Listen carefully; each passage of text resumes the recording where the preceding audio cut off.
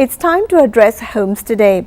This is a proud presentation of one of the finest realtors in town by the name of Miss Audrey Forshey. Audrey is also a real estate advisor. She is from the Remax Realty. Today, her guests are, just like a couple of weeks ago, Damien and John, and their discussion will rotate around market trend predictions. Ooh, I like that. Let's join them. Hello, thank you for joining us today on Homes Today. My name's Audrey Forshey, and I'm a real estate agent with Remax in Montgomery County, Maryland. And today we have our friends, the appraisers, because we want to talk about appraisal trends and issues. We have John Osipchak and we have Damien Gladys, and they are licensed appraisers in the Washington, D.C. metropolitan area. So one of the things, or some of the things that we're going to talk about today, is we're just going to talk about market trends in general for the rest of 2017, and we're going to kind of talk about it from their perspective, because if you talk to a loan officer's perspective, they might talk about one thing. Talk to me as a real estate agent, my perspective, I might talk about a couple of other things might come to mind, but we want to hear about it from an appraiser's point of view, and maybe how things in the marketplace affect how they appraise and how the business works for them. So thank you both for being back with me. Thank you for having us. I really appreciate it.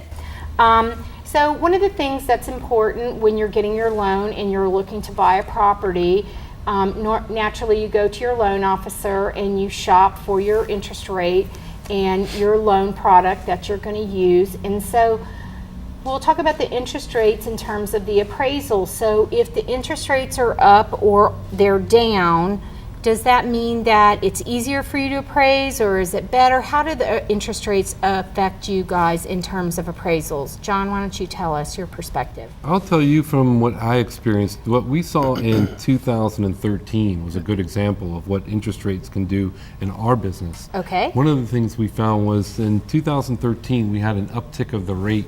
It was in the summer of 2013. Okay. And then from that uptick in the interest rate, we as appraisers didn't see much work. Oh, really?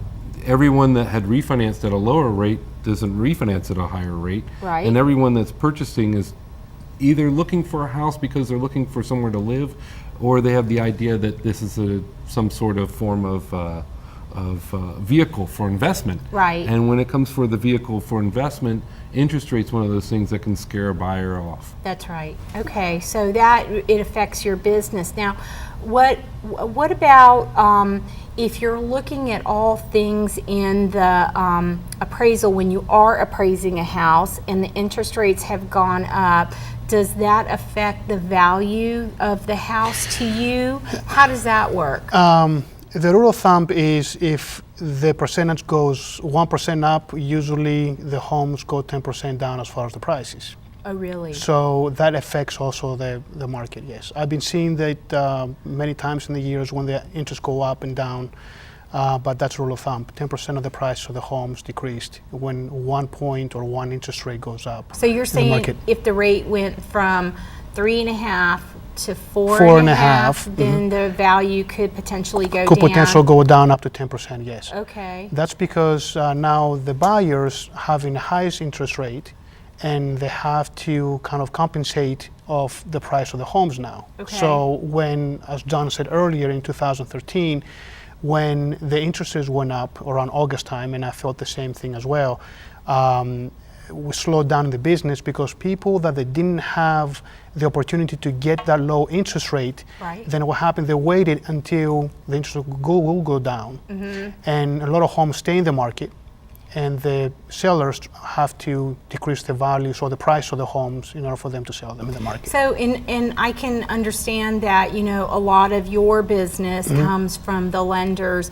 refinancing properties and people refinancing, because that's a lot of your business.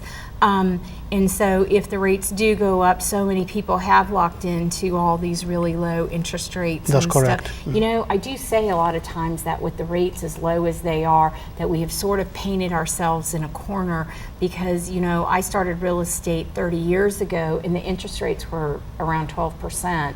And so when they went down into the single digits, we thought that was a really great thing when they were 8, 9%. And we had adjustable rate mortgages that started at 7%. And we thought that was really low.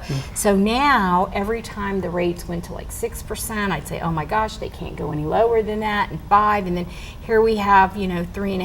3.5%, yes. If they do go up, we kind of have put ourselves in a little bit of a corner to now think if the rates do go up to 5%, which is a normal rate or a good rate still, that they're gonna, they're paying too much, or they're not gonna refinance because they probably already have. So it is interesting how much the rates will affect those things, and then obviously it affects my business also because people, will or won't buy houses.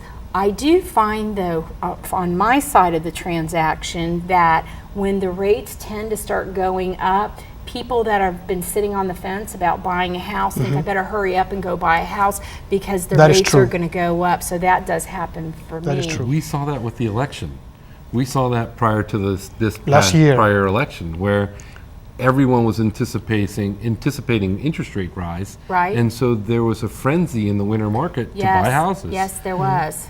Yeah. And then when the election was over, that frenzy seemed to have cooled off a little bit. That's correct. That happened with me a little bit too. Yeah. But actually, I'll say that my last December, just 2016, was really busy. There were a lot of people out before the end of the year. It was busy. And stuff. Maybe it was the new administration coming in, had people anxious or wanting to buy a property or something like that. But I thought it was really busy. Yeah. So, and so in terms of home prices, as you guys are doing appraisals, on my side of the transaction, most everything that I have is selling fairly fast. Some properties are receiving multiple offers, and people are pushing the prices up. They're not pushing them up like they used to in the old days, in 2004, 5, and 6, which is probably a good thing because that's more stability for us and for our economy. But so I'm seeing most properties go up. Or how are you guys seeing that? The market did go up since last year. So far it's been for 3.5 to 5%. We're expecting this year to go higher. However, with the interest rates going up and down and not stable, it's kind of hard to predict what the prices will follow this year. Okay. However, there are supply that are here. There is not too many houses for the buyers to purchase. Right. So right now we have a seller's market. So we might see another increase this year. And are you finding that it's a seller's market through all ranges, or are you finding it in certain pockets? Like, I know that when I have some of the smaller properties, those tend to go faster because obviously you have a bigger pool of people that can buy them. And then some of the larger properties are selling quickly, but then some are a little bit slower. But I think that I know that our Bethesda and Chevy Chase and DC properties seem to be selling fairly fast. I'm not licensed in Virginia, but I assume that like Falls Church and Alexandria and Arlington are doing well as well. So That's we're facing. Yeah, we're seeing similar activities in the market. And so when you're appraising a property, and let's say that you do have your appraisal to do, when you're calculating the value of the property, does the market condition come in as a factor, like a rising market? Does that come into the value? Do you calculate that? How do you do that? When we're in a market where we're seeing a lot of appreciation, if we're able to prove it from the market standpoint, we're going to apply a time adjustment. Okay. And the time adjustment works in two different ways. Okay. And it works in an appreciating market and in a depreciating market. So when it comes down to it, we have an issue where in today's market, you're seeing prices in actives and under contracts starting to outpace what things have sold for. And if we're able to extract an adjustment from the market showing that appreciation rise, then we're able to include it into our sales comparison approach. Okay. So then you'll see it reflected in the dollar amount that's being applied as our opinion of Yes. value is being rendered. That's correct. And you guys have two different ways, isn't there? The what is it you called it? The Sales comparison approach? And then you have, what's the other one called? Cost approach or the Yeah. income And approach. do you do both of them, or do you just choose one approach to value the property? The sales comparison approach is the one that most of the market, it's more stable, it's more accurate Okay. approach to value. Okay. The other approach is a cost approach and income approach. Cost approach, I apply this to every appraisal. It's more verification of the value when it comes into the lender to close match Okay. when it comes into the value. And there are the values income approach that you're using GRMs and formulas to make sure you validate your value as well, if you have enough data to support it, of course. Right. So if if you do an appraisal and let's just say it's kind of at the top of the neighborhood, but you can validate the numbers, because the next house, from my perspective, the next listing that comes on the market is going to be higher than the one I just sold, because they're going to see my listing I just sold. So when they do that, do you ever have it where, like, the bank says, or the underwriter, whoever looks at your appraisal, do they ever say, "Are you sure? I don't believe this," or does that ever happen, or do they pretty much say, "We'll go with that"? How does I that never work? have any issue so far No? Okay. that they come back on me and tell me that the value that's not Okay. what they're looking That's for. because you do a good job. I hope so, but so far I never heard anything so far at the bank. All these 10 years I've been appraisal that they come back and say they're disputing any values. That what's made it really complicated with Dodd-Frank is for them to come back Yeah. and tell us that we've either undervalued a property or they're not happy with where our value is. Most of the time, you don't get reconsideration requests as much as you used to. No, you're getting more You're now. getting, I assume what the AMCs are doing, because I don't work for one directly, is they may be hiring another appraisal. Yeah. Or they may be staying with the low appraisal that the appraiser had come up with originally. Okay. And so what about you had mentioned to me about student loans in the housing market? I hear a lot of things. I do a lot of research regarding debts, the national debt that we have. That's also affecting the market as well, and also the millenniums, and also the students. There is $1.3 trillion in debt as far as student loans, and there is a prediction that might be the next bubble. Yes. But that also affects because 40% of those loans that are behind, they're delinquent. Yes.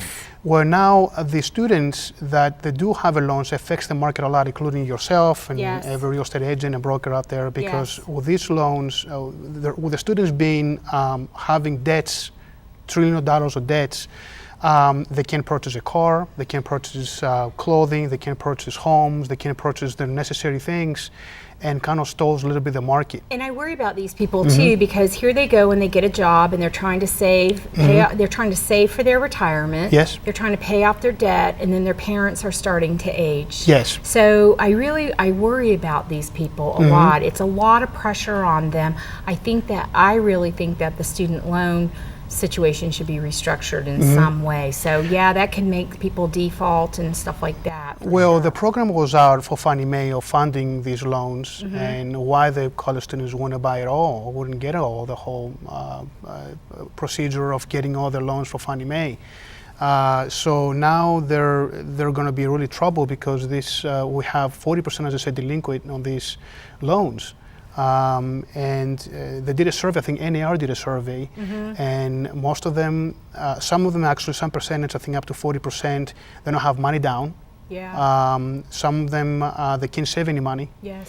And some of them feel insecure as far as like the income they have versus of purchasing a new home and have another debt on the top of their heads. Yeah.